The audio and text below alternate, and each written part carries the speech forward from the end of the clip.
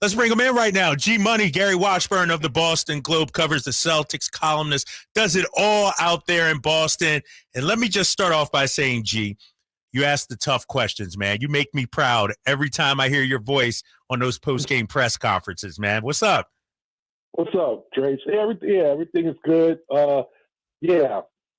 Crazy, disappointing loss. The city is kind of reeling because they just knew that they were going to take it home and come back from 3-0, and obviously that didn't work out, and now they got a lot of questions and issues in the offseason. Jaylen Brown said after the game that, we failed as a team and he failed as a player in that moment for Game 7. Do you feel like this season was a failure for Boston to not reach the finals? Oh yeah, it was a failure without question because they wanted to win a championship, and the path was there. Milwaukee got knocked out by Miami. They beat Philadelphia. They had a home court advantage throughout the playoffs. A series against the 8th seed, and they couldn't close the deal. Now, if you make it back to the finals, and maybe you lose to Denver in 6, I think it's still a bitter ending and a tough ending. But you got back to the championship, and I think that would have been obviously not much of a failure.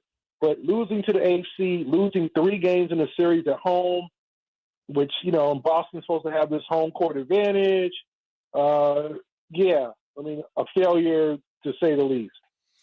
G, who's to blame? We got to play the blame game. Now, that's the first thing. Is it Mazzulla? Is it Jaylen Brown? Is it Tatum? And I guess we could start with Jaylen Brown and those 8 turnovers, horrible series. Who are people pointing the finger at the most out there?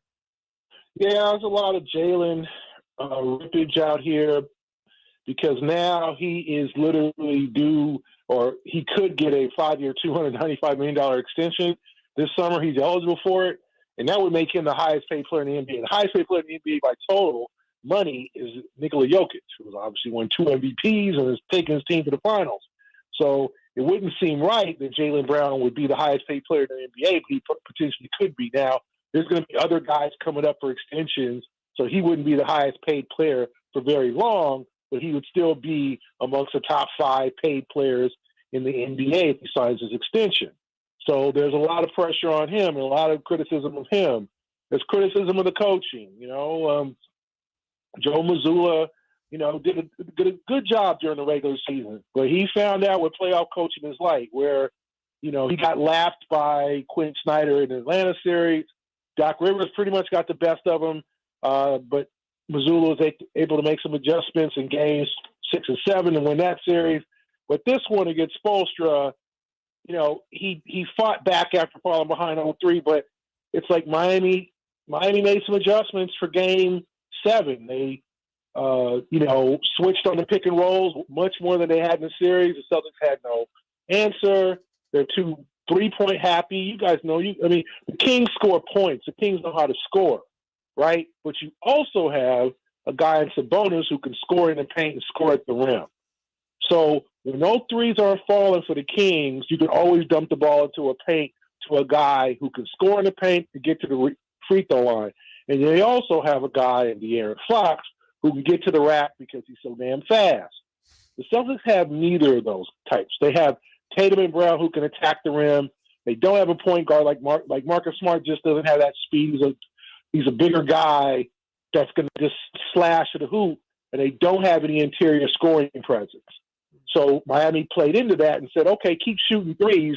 The Celtics did, and that's why they lost. So there's a lot of blame. The coaching, Jaylen Brown, the system itself, relying too much on a 3-point shot. So they got a lot of things to review because next year they'll be favored to get back to the finals. Because they'll have a good roster. The East is shaky next year, Philadelphia's just got a new coach. We don't know about James Harden. Miami is old. They're not going to have the same team back next year. You look at some of the other teams. Brooklyn doesn't have a star. The Knicks dealt with their issues. Milwaukee still, just hired a coach, and they got some pending free agents like Chris Middleton. So the Celtics have it all together. But as you know, Drake, you can't bring the same team and run it back again, same coach, untouched, and hope for different results. Right. Do you think that going 7 saved Mazzulla's job? That's a good question. I think if they would have bowed out and got swept and got embarrassed in Game 4, I thought he was for sure gone. I do think he saved his job with the 3 wins, but there's just some confusion there. Like, one, and I hate to put it on the Udoka thing, but the Udoka thing screwed this organization up. Just their cohesiveness. They felt like they found a coach. They felt like they found someone who was going to be here for a decade, and then he acts a fool and gets fired. Or suspended, and then eventually, joins the Rockets. So his staff, 3 of his staff members are going to Houston when probably the next couple of weeks to join his staff. So the Celtics didn't add anybody to the staff, like an old head. You look at Mike Brown. Mike Brown's got former head coaches. He's got a deep staff, guys who have been around the block. He got some young coaches, but he also has some veteran coaches.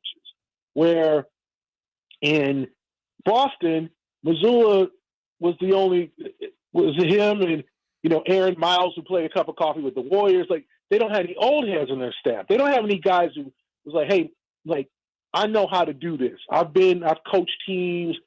Doc Rivers had Dave Yeager.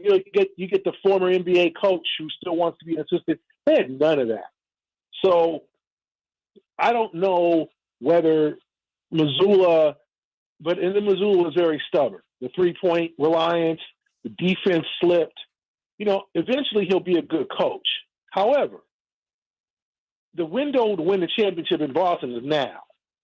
Not this year, but it's definitely next year. With these guys, Tatum and Brown, entering the middle of their careers, nothing's as promised as you approach 30. So is he the coach to push them to that next level? Can he make that jump? And that's what management has to ask itself, because as you guys know, Monty Williams got fired because he couldn't push the Suns to the back to the finals. Mike Budenholzer got fired because he lost a series and didn't like. So good coaches get fired. And so they have to decide whether Mazzulla is that guy or whether you add to his staff, give him a full complement of good coaches, and maybe that changes some things. Gary, when I look at the Celtics, and I said this about Phoenix, heads got to roll. You flame out like Phoenix is, something has to change. They got rid of Monty. I feel the same way about Boston. And I don't know if it's Mazzulla, but what about a Marcus Smart or Grant Williams? Those are 2 guys we were talking about here in Sacramento as potential guys that if I'm Monty McNair, I take a look at. Maybe I sign Grant to an offer sheet. Maybe I'll see what the cost is going to be for Marcus Smart. What are those 2 guys' future in Boston, you think? Yeah, Grant's probably gone. He's a restricted free agent. The Celtics have the right to match any offer unless they rescind his rights. And Grant, he was the one that got messed around the most by this whole Mazzulla thing. Mazzulla just didn't trust him eventually as the season progressed. Yeah, he got off to a great start of the season and looked like he was going to be a big-time help to this roster. Then he slumped. Then he fell out of the rotation. Then they bring him back for the playoffs. And, he didn't have a great game in games 6 and 7. He's an up-and-down guy, but he can help a roster. Okay? But I think if a team, offers Grant $15 a year, I don't think the Celtics going to match that. Smart's the guy that probably could go. Okay? Because he is proven to be a distributor at times, former defensive player of the year, but his defense slipped this year. Okay. Secondly, he doesn't have that dive into the paint like I always like a Tyrese Maxey or De'Aaron, right? Like those dudes can get past anybody, and then they can distribute. Now, Maxey and De'Aaron, obviously Kentucky guys, are both scorers first. If they got a guy who could dive into the paint, shoot a little bit, and pass, like who can score but also distribute, I think that would be perfect for this team. So they have to decide if Smart is good for the long-term future. And then in the middle, when you have Robert Williams, who you really can't rely on, who has not developed at all his offensive game. He doesn't have he doesn't have any post moves. He can dunk on you. He can dunk. He can rise up for a slam. He can catch a lob, but he can't shoot an 8-foot jump hook. And that's what hurt him in Game 7. The Heat was like, keep shooting threes because you can't score in the paint, and the Celtics couldn't. With Tatum with a sprained ankle, Brown was getting blitzed every time he went inside. So the Celtics had to find another way to figure out how to score. And so I think Smart and Williams could be guys who, and they need to make some changes. You know, it could be Smart. You're not going to trade Tatum, obviously. Brown's probably going to re-sign. Brogdon has 2 years left in his deal. They really like Derek White. So I think you have to figure out what to do at point guard. I think that's still an issue. Gary, real quick for you, simple question. Do you believe that the duo of Jason Tatum and Jaylen Brown is good enough to win a championship? Yeah, with the right supporting cast. And I think, you know, and both guys got to work in their game, but Jalen's got to work on his ball handling. Right. And, you know, it has been like this for a couple of years now. And I see him at practice or shoot around, working on his ball handling, and I don't know where it was not working, or you got to call God Sham God or Stephon Marbury or somebody, you know, you got to call somebody who knows how to dribble, Rod Strickland, whatever. Like, call somebody who got mad handle and learn some dribbling, something to improve your handle. Because a lot of his turnovers were unforced, driving in traffic, dribbling off his knee, dribbling off his hip, you know, or, hey, he leaves the ball open once he drives, so Jimmy Butler would just wait for him to drive and then poke the ball away. Like, that's street ball. You know what I'm saying? You do that, you play, you know what I'm saying? That's simple stuff. Yep. You got to protect your dribble. And when you're not protective of the ball, you can't be trusted as much as you do. You can't commit 8 turnovers in a closeout game 7. Like, that's terrible. And he was just giving the ball away. So, I mean, they can work together, but especially Jalen has got to go back to the lab and work on his ball handling, work on his all-around game, because this is the time where you take that next step from very good to elite. He's not elite yet. Gary, before I let you go, 2 things. One, does Jaylen Brown want to be in Boston? And 2, does $295 million impact his decision? Oh, hell yeah. That's $59 million a year. Are you crazy? I mean, now the NBA salaries have got out of control. That's $59 million a year. That's crazy. Crazy, right? $59 million on average. That's not the max. Like, I'm sure he'll go from 50 and then end up in the last year like 70. Oh my gosh. That's crazy, right? Yes. So yeah, that would, but to me, he's not a max player as we've seen. But if you offer him $5 and $250, is that an insult? Like, yeah, that's true. Insult? I'm still taking that. If you offer him $5 and $240, like, so I think they've got to figure out their long-term future with this new CBA. And with Brown, like, I don't think he's crazy about Boston. I think he's comfortable here as long as the team treats him right. And there is no natural team. Like, he's from Atlanta. I don't think he's clamoring to play for the Hawks. You know, I think he wants to go and be where he's comfortable and can win championships. Right. And I do think that he feels like he wants to win a chip in Boston. He's invested a lot here.